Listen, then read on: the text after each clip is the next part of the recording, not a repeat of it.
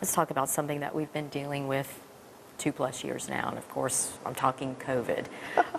Oh, what's that? Exactly. And we are starting to see the numbers go up Right, locally. right. How is the university going to deal with that in this school year? Well, I think we're going to take the same approach we had in the past in this regard.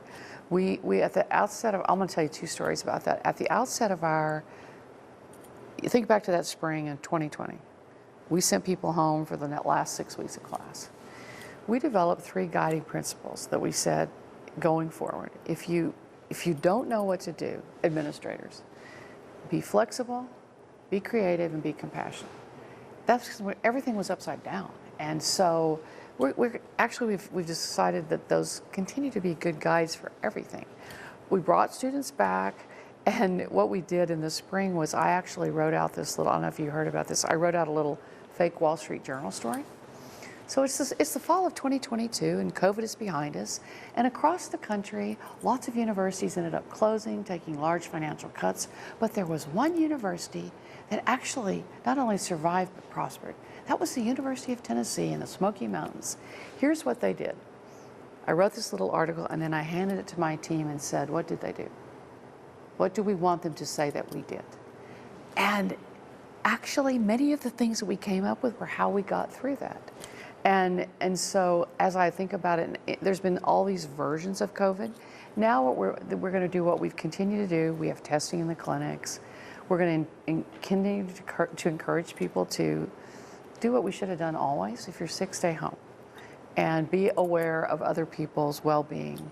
And just promote community wellness.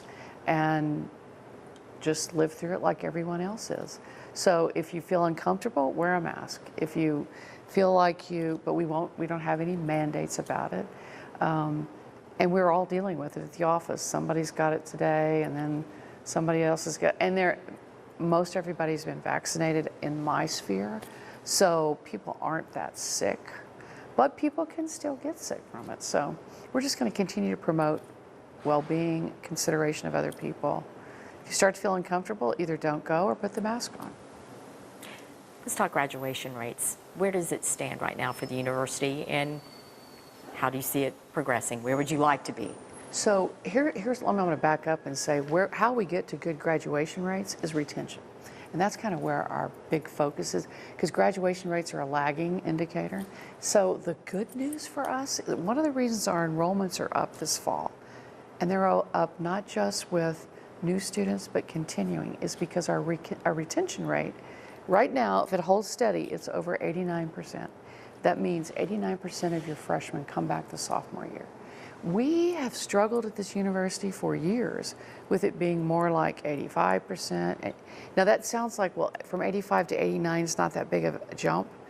It takes huge effort to even increase it by, 1/10 of 1%. If we lose 10% of our students, that'd be 600 students.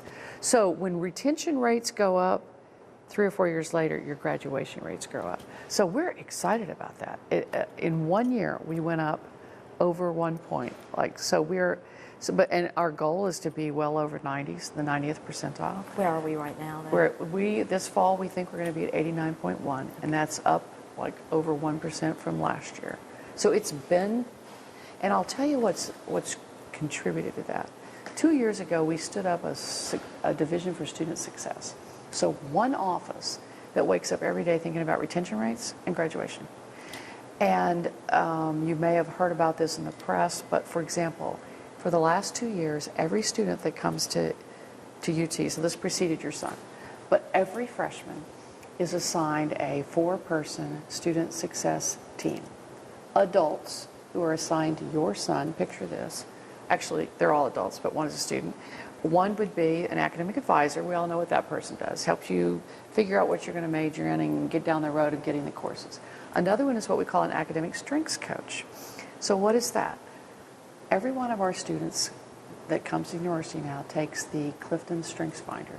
It's an instrument Gallup uses where everyone can learn what their top 10 strengths are. So for example, for me, my top 5 are strategic, achiever, positivity, futuristic, maximizer. Our students all know that. And the idea is, if you're more confident, if you know who you are and what you're good at, it's kind of built on the positive psychology idea. So all of our students take that, and they have a strengths coach who helps them when they get in trouble with, I don't think I know what to major in, I don't think I'm good at anything. So we've instituted that. The third person is someone from, we call it our one-stop. It's sort of the business of going to college. Kids drop out sometimes because they got a bill for a library fine. They didn't even know they had it. And so we help them navigate that. And then the fourth one is a peer mentor. So we instituted that 2 years ago. And we've seen dramatic changes in student success. We know kids drop out for 2 reasons. They don't feel a sense of connectedness or community. I don't have any friends. And that's becoming more and more of a problem because kids spend a lot of time in high school on these devices. And they come to college and say, I don't really know how to make friends. Some of them do, not all of them.